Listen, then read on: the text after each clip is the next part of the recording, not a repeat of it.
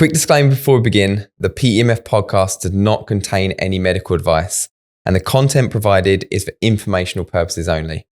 If you have any health concerns, please visit a healthcare professional. Welcome back to another episode of the PEMF podcast, and today we're joined by Joe LeHotay, and we're going to be talking all things around the areas of high intensity versus low intensity, because I know that's a big debate out there. And before we start, actually, Joe, massive advocate of PEMF, and there isn't anyone more of an advocate than someone that has PEMF written across their forehead. And it's a real defining feature and something that, we've seen in your videos, and every time I've seen you, it's always there. It's great. We're trying to raise the profile of PEMF. So thank you first and foremost for that advert. And Joe, I'll give you the floor for a minute to just introduce yourself and tell us what you're doing at the moment. Yeah, Andy, thanks a lot for you guys for inviting us in here today. So we really appreciate the invite. Yeah, Joe LeHotay. I represent Pulse PEMF, and I've been doing this for about 8 years now. I've come out of the sort of conventional healthcare IT space in terms of business development and sales in that market. For about 20 years. And when I started this 8 years ago, I had been with my family doing a lot of holistic approaches and natural approaches to our own family's wellness and healthcare. And my whole business life was associated with sort of the other side of healthcare, the more business and insurance and pharmaceutical and surgery-based healthcare system. And when I found Pulse, when I found PEMF and Pulse, thereabouts, when we started, it just felt like a really natural progression into something that it was part of my life in terms of being more holistic for the past 20 years or so. And so when I ran into Pulse, when I ran into PEMF, it really felt natural, felt like a great fit, and I've enjoyed it ever since. Amazing. So to describe that first, when did you first meet? When did you and PEMF first meet? How did that happen? And yeah, it was actually years before I met Pulse. This was probably around 2002 or 3, and I was living in Chicago at the time. And my chiropractor, acupuncture, traditional Chinese medicine doctor in the Chicago area was bringing a PEMF device into his office for the first time.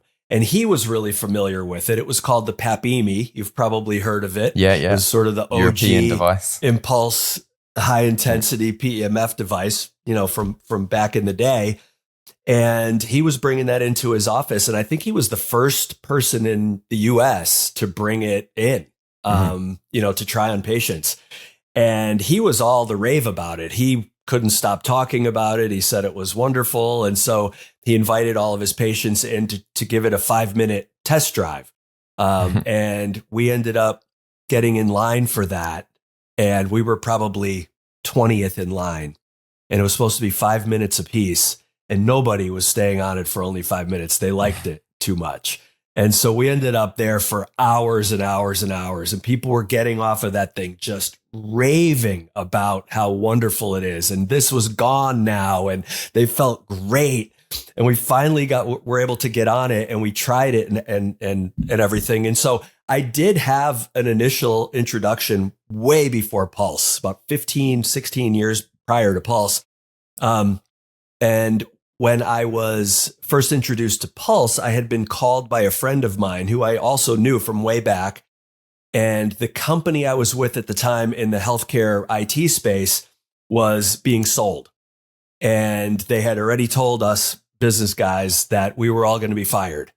And we were all going to have to look for jobs because the company purchasing our company was only going to be buying our technology.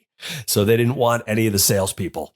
And so we had about 6 months, we meaning all of us sales guys that were with that company, we had about 6 months of paid job search where we were able to talk with a whole bunch of recruiters and, look at interesting opportunities. And I'm so grateful and thankful for that time of thinking, hey, I'm losing my job, but shoot, somebody's still paying me. They're not really looking for me to do anything. The CEO of the company is preparing the company to sell. He is not even looking at us. And our boss, the sales manager, took a job with the competition.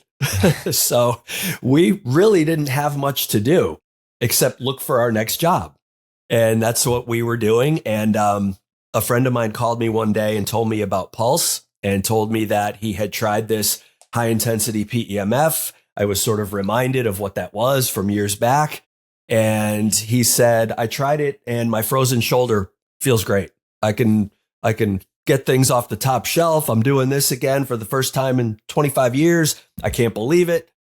And he says, I'm joining the company. I'm joining Pulse. And I said, well, that sounds great for you, Jeff. I'm super happy for you. Let me know how that goes. Give me a call in a few weeks. Tell me how it's going.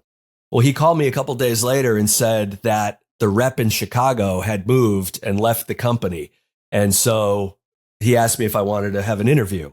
And so I talked to Pulse and talked to the leadership, and I joined right then and there. And it's the most fun I've ever had, coming on 8 years now. So enjoy every minute of it. No, it's amazing. And it's always good to have your own personal experience with PEMF. Like myself, I've had my own health scares, and PEMF was where I began and where it started. And it becomes... PEMF doesn't become a product, as you know. It's like it becomes a passion, and it's all about raising awareness. It's a lifestyle. Exactly. Yeah. And it's the feeling of seeing people, the benefits they're getting from PEMF. It's incredible. So across the journey, I think you're a good one to explain the difference between low and high intensity devices, because we've mentioned it a number of times on the podcast. The first characterization, I would say, when it comes to PEMF devices is low intensity, high intensity. It's your kind of two characteristics that you then branch off onto the other characteristics of PEMF device. Throughout the journey, NewMed is helping to educate these different modalities. But I went into manufacture my own device, which was the Cellular device, and that device kind of sits within the low to medium range intensity. So, but I don't want people to understand that I necessarily think that low intensity is better. There is a reason for people to have one or the other, and maybe in the future, Accelerate, we will go down the route of a high intensity device. But from your side, Joe, can you give a good explanation as to what is a low intensity, what is a high intensity, and why is Pulse doing a high intensity? Yeah, so let me just put a sort of an umbrella over that whole topic to sort of get some reference here. In my experience, yes, there are low intensity devices, mostly mats. They're referred to as mats. And then there are high intensity devices that I refer to as systems, just to draw a distinction between the two. Not that that's a distinction that makes the most sense necessarily, but that's sort of how I think of it. The thing I've found is that about 90% of the PEMF market, in terms of the consumers, the users of PEMF globally, are using the low intensity devices. And that's probably for a number of reasons. There are a lot more companies offering them, I think, is one of the reasons. They're usually a lot lower priced, which gives access to many more people. There are a lot more Hyundais on the road than there are Aston Martins, for example.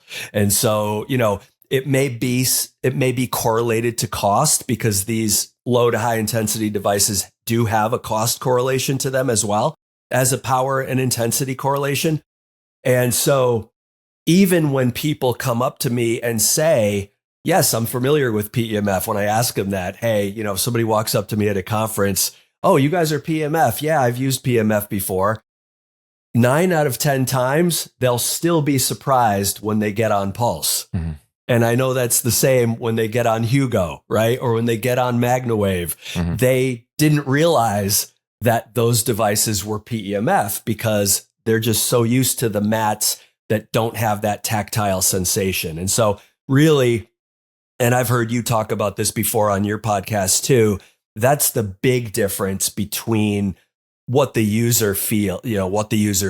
There's less of a tactile sensation on the low intensity devices, if any. Some of them have no tactile sensation whatsoever. You say that your NewMed is sort of up to maybe a medium intensity. So maybe there's some tactile, feeling when you're on that device. But really, that's the main difference between what the user experiences, either not much of anything, very little, or as much as they prefer.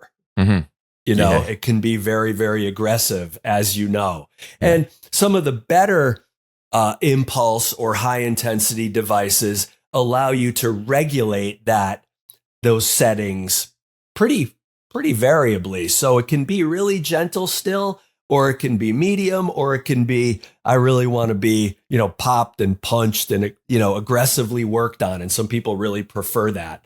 I think Pulse, and I'm speculating here on why, it was created the way it was created. But to do that, I'll tell the story of the founder of Pulse, a guy by the name of Paul Webb. And you can see him on the Pulse website and things. He's told his story, publicly before, and what had happened to him in his late 20s. And he's in his 50s now. So this was years back.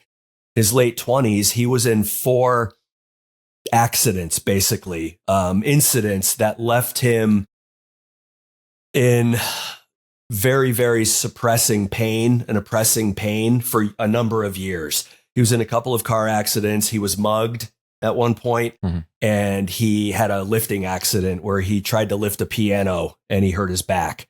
And so he was in pain for about 20 years. And he was never of the mind of looking to the medical establishment for medications, surgeries, and procedures. So he was always seeking out natural and holistic approaches to his pain and his situation.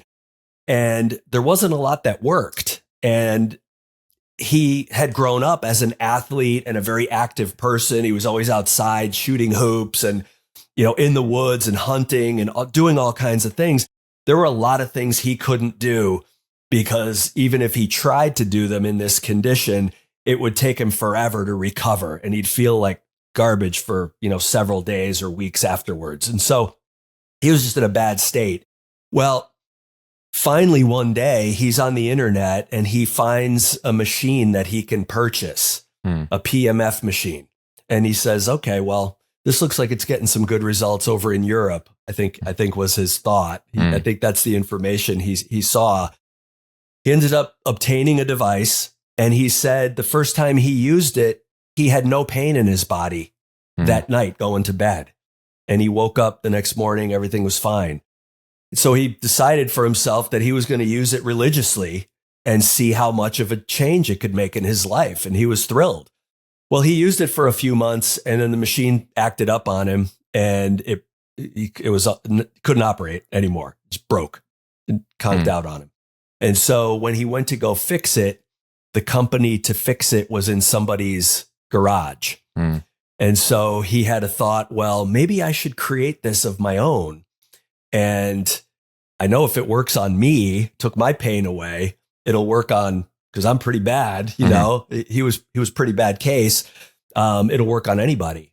And so he decided to create it on his own and put it to market. And he decided to go with the really high quality parts and really high voltage engineering, which costs a little bit more. Well, maybe even a lot more. So bringing a product like that to market, you're entering into the market at a much higher level in terms of price.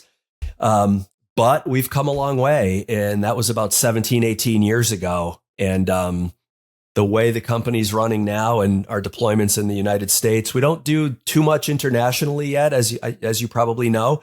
But in the States, we're going strong, and it's a lot of fun. And I think, for him, he just saw the results happen for him so quickly that he probably correlated in his mind that he couldn't possibly fathom getting results that quickly and powerfully with something that was a fraction of the power. Yeah. I'm guessing there. I guess it's sort of an educated guess, but I think that was probably his thought. And so he said to himself, let's bring this to market.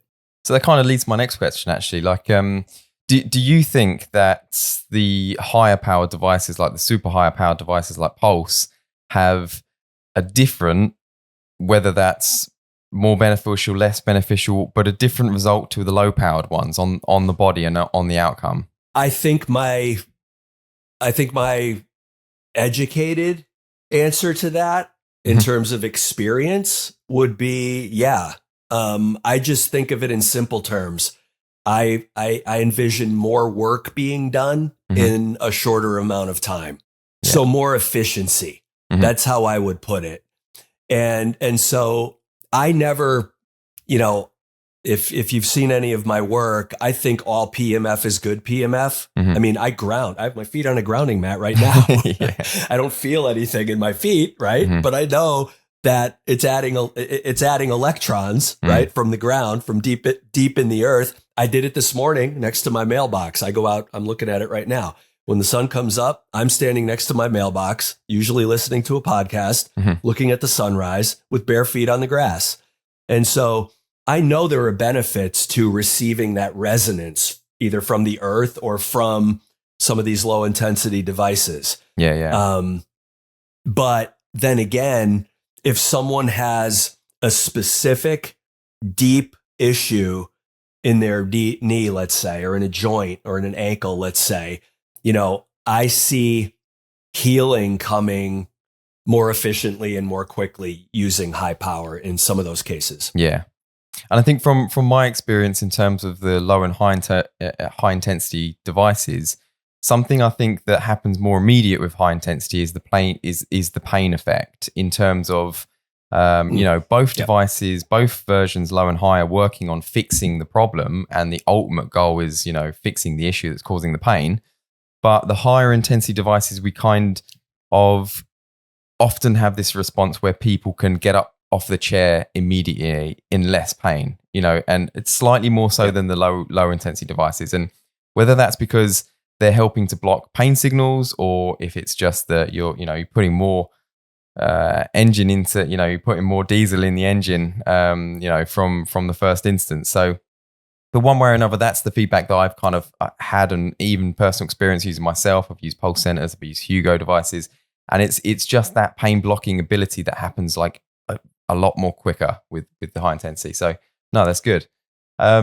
Yeah, and I would push back slightly on that in terms of just terminology and think of it more as not pain blocking necessarily, sort of analgesic aspirin type mechanism, but circulation, oxygenation, assimilation of nutrients and those things that help the body heal. Yeah, no, and just I agree. Sometimes getting that blood flowing, in a quick manner like that, delivers more oxygen to those areas, loosens up the area, just helps the person to feel a little bit better. And what I find is, and I don't disagree with you, that results can certainly be achieved with both methods, low and high intensity.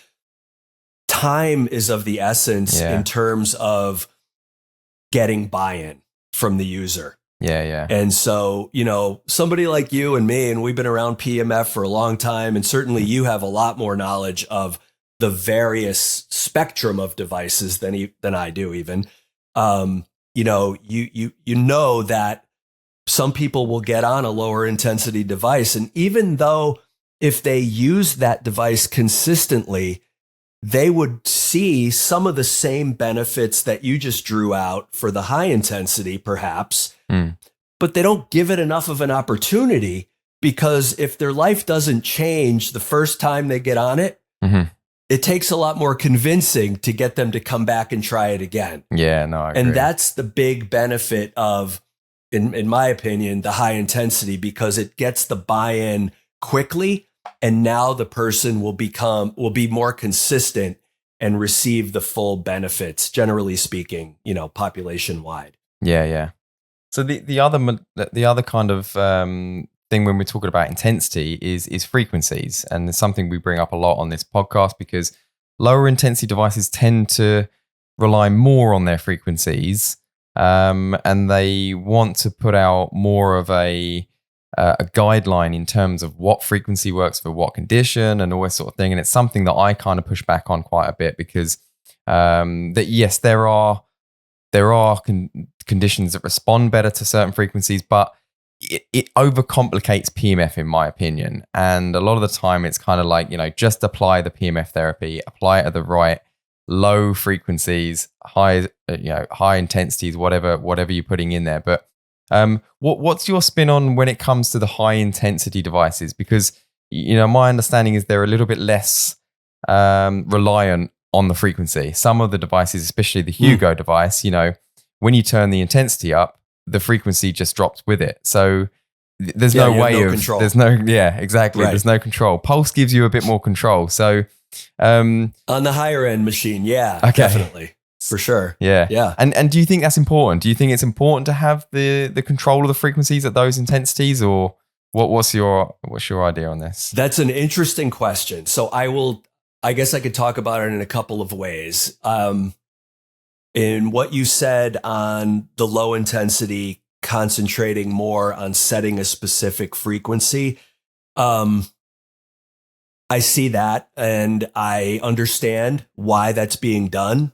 Different tissue types, different organs, different areas of the body respond, or I guess resonate with a certain frequency.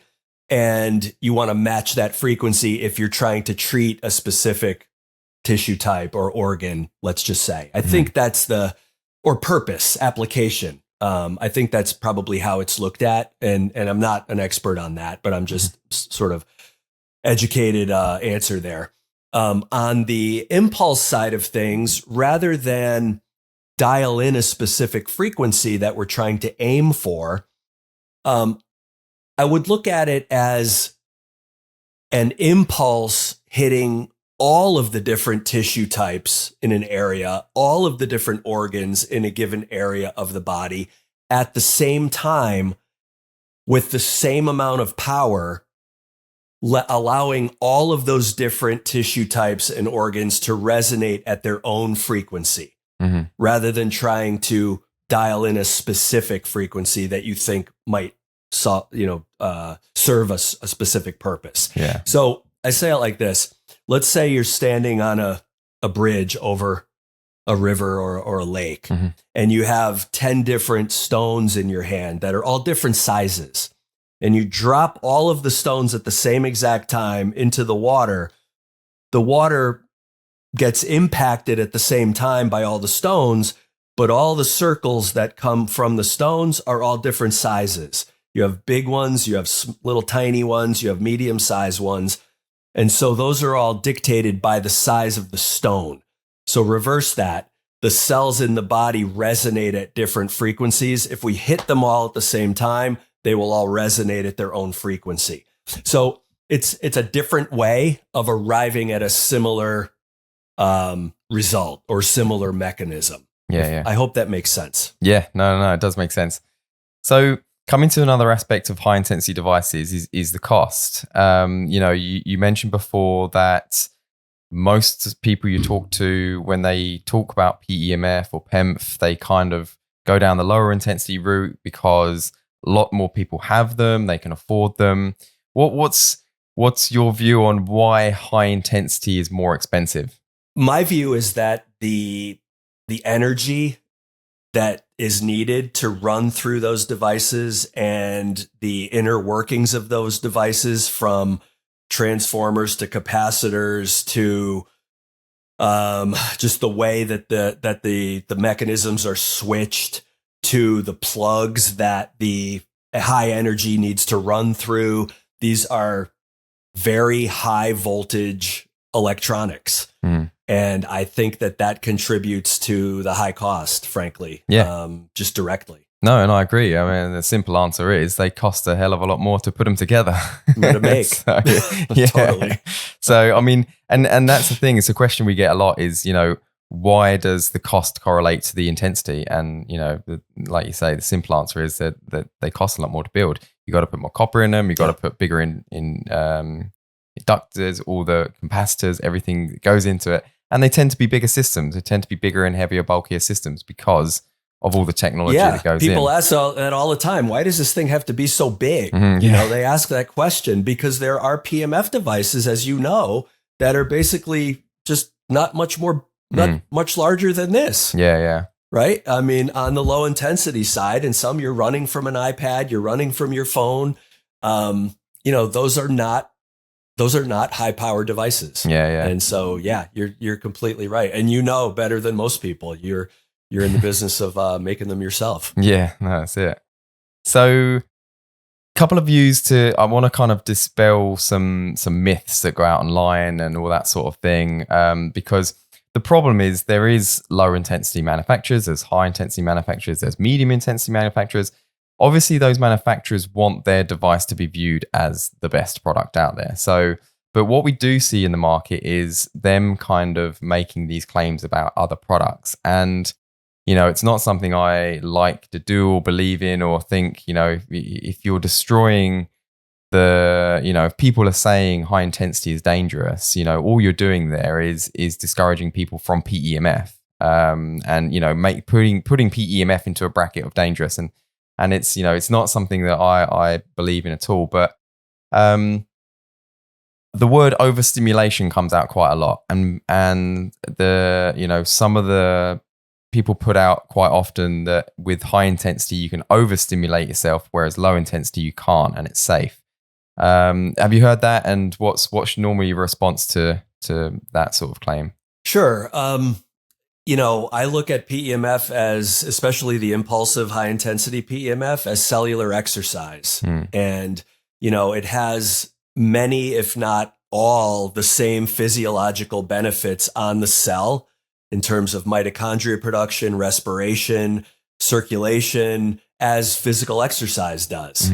And so, can you physically exercise and overdo that? Of course you can. And do people stop physically exercising just because you can overdo it on occasion? No, not really. And even when they do overdo and they go to the gym and they lift too much and their pecs hurt or their shoulders hurt, they don't stop exercising for 2 weeks until they feel 100% or give it up completely just because they overdid it, or it can be overdone theoretically. And so if you look at PEMF, high intensity PEMF, as cellular exercise, because it is providing the cells and the body with very similar benefits and impact physiologically as regular, exercise, physical exercise, then you just say to yourself, well, shoot, if I ever overdo it, I know how to mitigate those effects. And I know it's not harmful just because I feel like it's overdone. And somebody who gets on a high intensity PEMF for the first time and, uses it at full strength for 3 or 4 hours, they probably won't like themselves the next day. Yeah, it is like Let's a workout. just put it that way. Yeah. But that doesn't mean that it's doing something that's unsafe. Yeah. Because it's really creating the same type of sort of maybe undesired or unexpected events or effects on the body as just going and running 10 miles on the treadmill if you've never been to the gym in 5 years and that's what you do, you're not going to really enjoy yourself for the next day or two. But when that does happen, you work out lighter the next day. You may take a walk instead of running a marathon, you did to make yourself tired and sore. You may just continue to walk, and you'll find that getting back on, in terms of, let's say, working out with physical exercise, you'll find that doing a lighter workout, maybe a walk instead of a 10-mile run or sprint, will help you recover better than if you were to just sit on your couch for the next 5 days and wait until it all goes away. Yeah. Very similar with PEMF. If you ever get an effect that you don't enjoy for some reason, I would just say get back on it, turn it down a little bit, make sure you're hydrated and nourished from that perspective, and you're getting your rest. And I think that'll mitigate those symptoms if they were to occur. So if people just think of high intensity PEMF as cellular exercise, a lot of those fears and concerns, I think, will be mitigated. No, it's a good way to put it. And some people will go as far as saying just using a PEMF, just using a high intensity PEMF device, even at the right modality. So even, only for 12 minutes or only for 10 minutes or so. Just the fact that you're putting yourself on a high intensity device at full intensity or something is dangerous, and it can have the reverse effects to PEMF. Obviously not my belief. But what's your defense in that aspect? Because we know these sorts of things go out online, and and it's for us to kind of put these to one side. Yeah, I mean, I think it's very simple. I've been at this 8 years. You've been at this 10 years or whatever it's been. You make devices. I demonstrate, sell devices, support devices.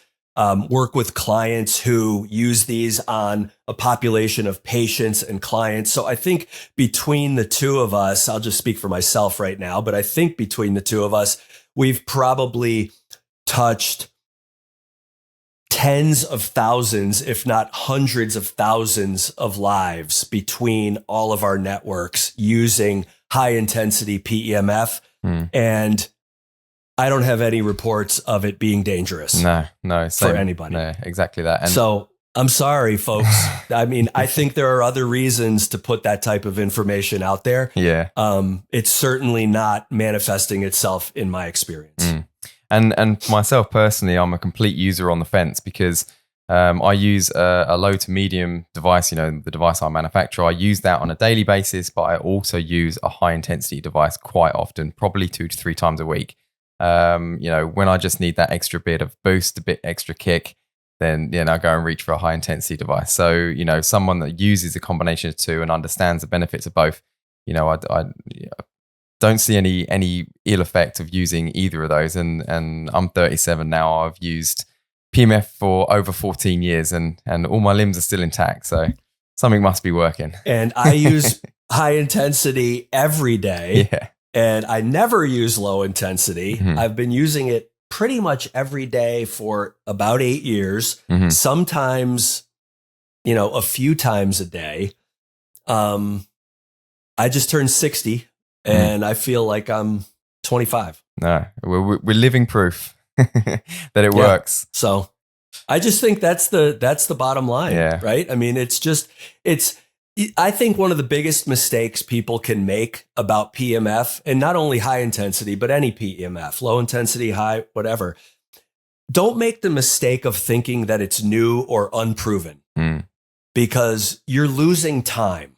Yeah. If you think that you have to do a bunch of due diligence, a bunch of research, a bunch of, proving it to yourself, PEMF has been around 100 years. It's been used on people and animal for close to that. Animals close to that, I would say. Don't do yourself a disservice by thinking that you have to prove it to yourself. It's self-evident. It works. It's safe. It's effective. It's been utilized for many, many, many years. There are myriad studies if you want to look up studies, if you're that type of person. But you don't have to prove it anymore than it already is proven. So don't make the mistake because you're just losing time. The time you spend researching it and proving it to yourself is time you could have used being on it and making everything you do in your wellness strategy that much better. Yeah. So don't do that to yourself. And my advice to a lot of people is, when they come to us and sort of say, we've spoken to this company, they've actually said this manufacturer's bad and this is bad and high is bad and low is bad. And my advice to them is, if you're speaking to someone and all they can do is attack every other company, that kind of speaks volumes about their product. So, maybe just look at the ones that are kind of raising the awareness of PEMF and get a device that kind of suits you, whichever is going to be used by you the most often. That's a good device for you. Totally. And I appreciate that philosophy. I'll quote something I heard years and years ago. I forget where I heard this, but I think it was a sales motivational type, speaker that I was watching years and years ago. And he said, there's 2 ways to have the tallest building in town. Build it or knock everybody else's building down. Yeah. No, that's a good one. There's a lot of that. There's a lot of that going on in business. Absolutely sure. And I think people can smell that. Yeah. For certain. I think people can smell that. If you're the type of person who is constantly slinging mud at other products and other companies, maybe there's not enough to say that's good about your own thing. Exactly. So another question I've got is about using high intensity PMF on directly to the head, because we see a lot of these images going around of people using high intensity in the head. Is there benefits for this, and what are the main benefits and outcomes of using the high intensity directly to the brain or to the head? Yeah, normally I would just answer that, what does PEMF do? Adds energy to the cells. Is it better to have more energy in your head or less? That's usually my answer. Yeah. And the conversation can go in a lot of directions from there, but there are a lot of things inside the head that could benefit from having more energy. And as long as you're not overdoing it with a mind for, how much intensity you might prefer or feel comfortable with. I think using PEMF on the head is just like using it on the rest of the body. As long as you are paying attention to your body's signals and the comfort level, and you're not going crazy with it, or you're monitoring anything that would occur and you're helping to mitigate that, as we talked about earlier, I think it's great. And a matter of fact, I would go so far as to say, if you're not using PEMF on your head, you may not be getting the fullest possible benefit that you could be from your PEMF device. No, great answer. And is there anyone, Joe, who you think shouldn't be using high intensity PMFs? Sure. I mean, there are some clear contraindications for PEMF. So pregnant women, we don't want to be using it. We don't want people to use it if they have an implanted medical electronic device, like a pacemaker and such. Now, implanted, knee replacements and things like that are usually just fine. Just monitor the intensity, on their comfort level. And then organ transplant patients are usually a no-no as well, because PEMF can be known to boost the immune system, and we never want any issues of potential rejection of an organ. So for the most part, those are the big contraindications. I would also say to be cautious, or at least, people that have recently had surgery in the past couple of weeks and their doctor hasn't cleared them for exercise yet, to not get on a high intensity PEMF until the doctor clears them for that physical exercise. And now they can go back to, remember, cellular exercise, same parallel as before. Yeah. Talking now about Pulse, who do you see these going to most often? We've talked about the cost of these devices. We've talked about they're quite big and bulky. Sometimes you can get smaller versions now of Pulse, but who's buying these? Who do you see having these systems most frequently? Yeah, I mean, anybody with the resources, really. I mean, half of my clients are private and half are professional. And you would sometimes think that, a higher cost device might be thought of as clinical only, that type of thing. But since PEMF isn't a medical device, you don't need any special medical credential to run it, administer it. And so you find people in all walks of life, from personal and private families to, animal trainers and chiropractic, to wellness on the human side, chiropractors, integrative medicine, wellness, naturopaths, regenerative medicine practices. So stem cell docs, that kind of thing, pro sports, pro athletes on the individual side. From tennis to baseball to hockey to golf to, every sport you can think of. And I think it's the ease of use, the fact that it's more of a wellness modality, not a medical device, no special, like we said, training or credentialing necessary. I think it just comes down to a matter of, do people want what they believe to be the most efficient, impactful, in a time manner and results manner, in a lot of cases, solution, if they have the budget, the resources to be able to pull that off. And, I think people who buy Bentleys don't need Bentleys necessarily, but they buy them because they can. Yeah. And they want the best. And some people view a high intensity device as the best for whatever, some of the reasons we discussed. And I think that's what draws people to Pulse.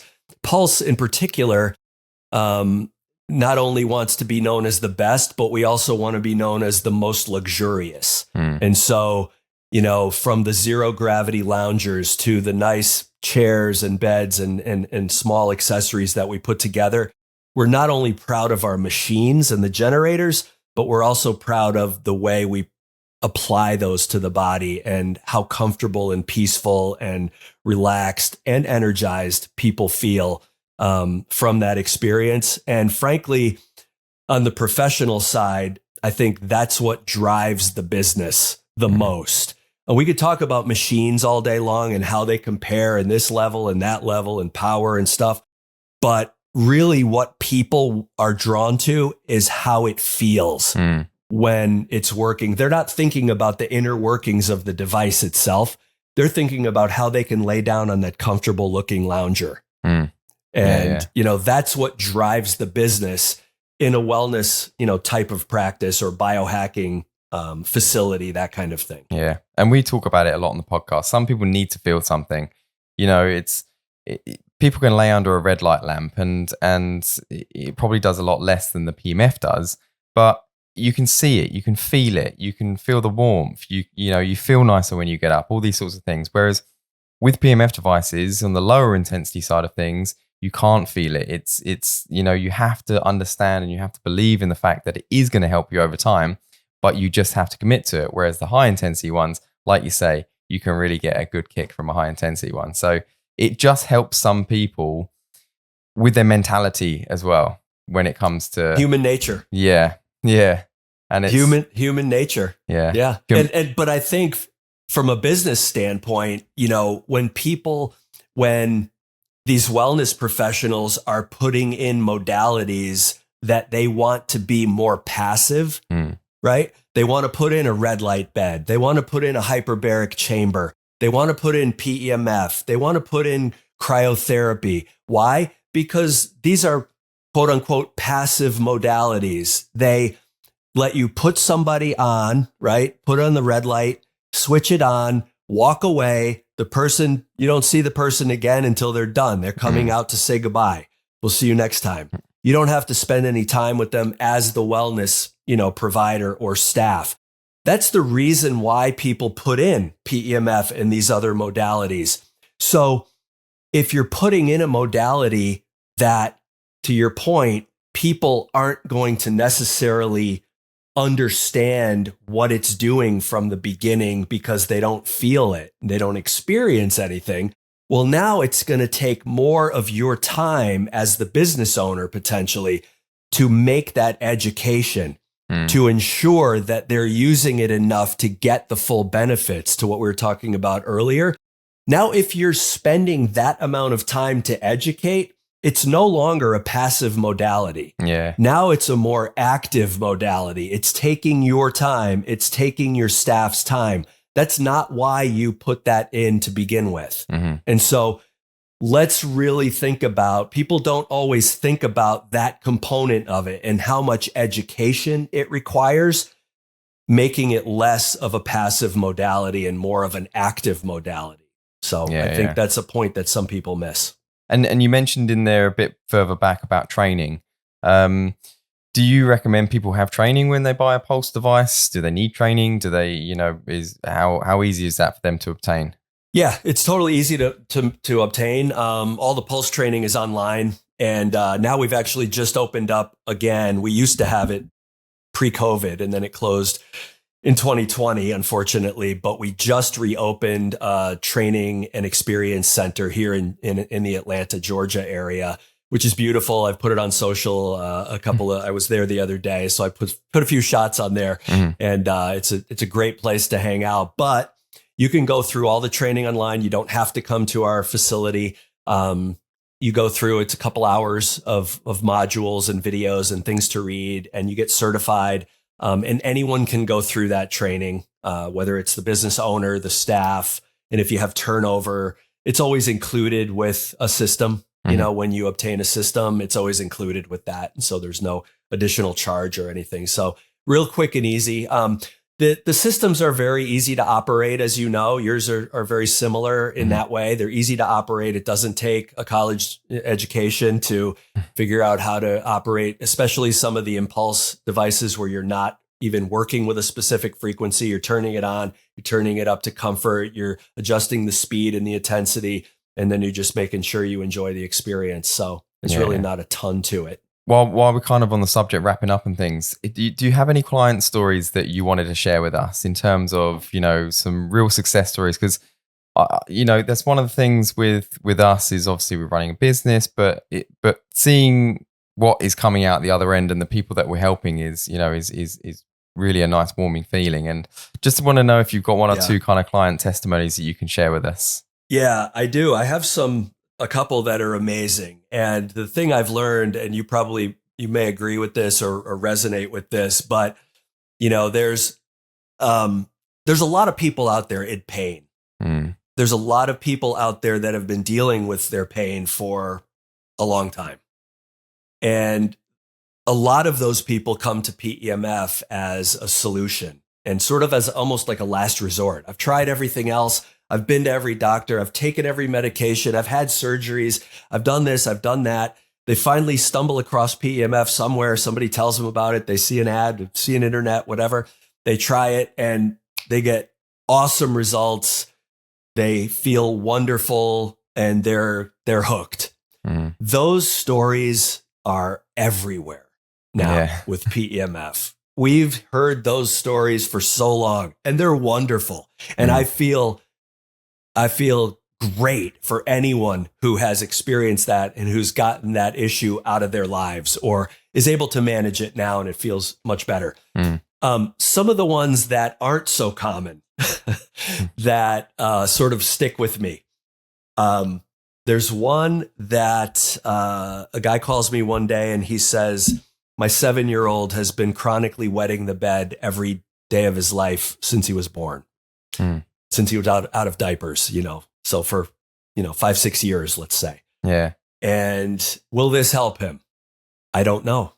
Maybe, what am I supposed to say? Yes. It could help.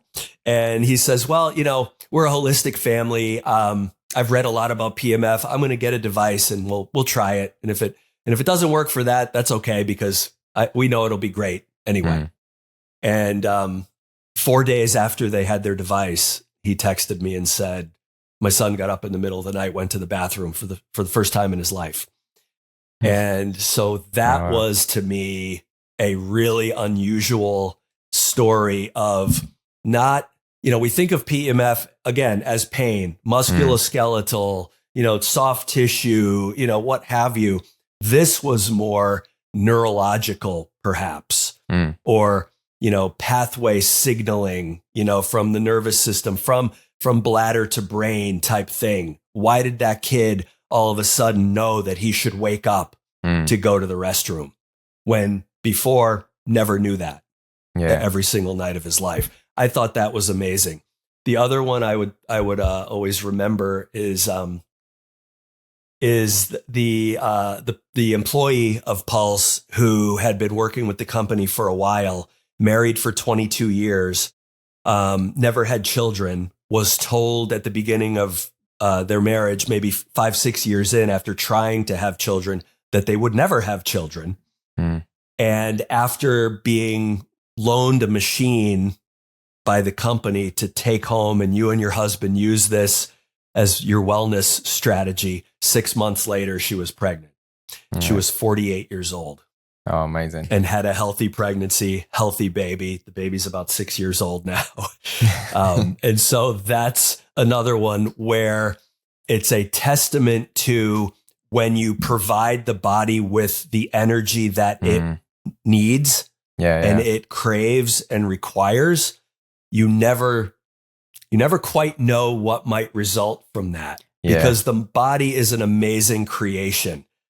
And unfortunately, we don't always heal and resolve things in our bodies the way that we would maybe expect, or maybe that we did, that happened when we were younger, even perhaps in some cases, because as society evolves, this is my thought, as society evolves and we get more technologies and frequencies that are aberrant to the body and foreign to the body, and the body doesn't know how to process, and more toxins and pollution in our food, in our air, and in our water, our lifestyle of constantly running and working and traveling and stressing and paying off debt and things like that. These things compromise, so our lifestyle and environment compromise our cellular energy more now than even 50, 100, 150 years ago.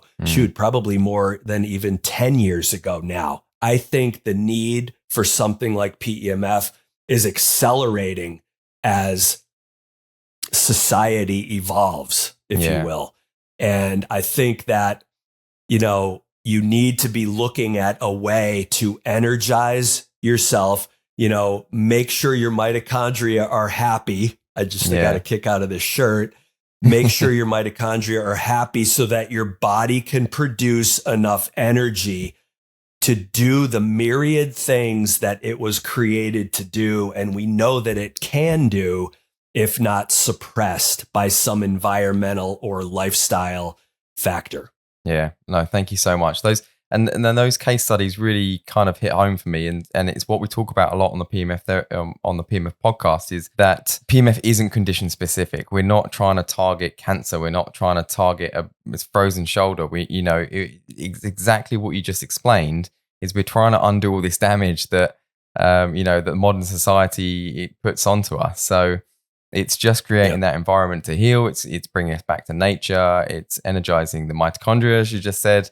And, that is a recipe for, a remedy, should we say, for health. So, but anyway, Joe, thank you so much for joining us today. It's been amazing. I think you've really shared some amazing knowledge on PEMF as general, and also in the high intensity range, because it does come under some scrutiny sometimes. I don't understand why, from these other, the lower intensity devices, but it's great to have this show the coin from both sides, should we say. So, Joe, where can people find you? Where can they, if somebody wants to come talk to you directly, or if someone's in the US or anywhere and they want to buy a Pulse system, where can they find you?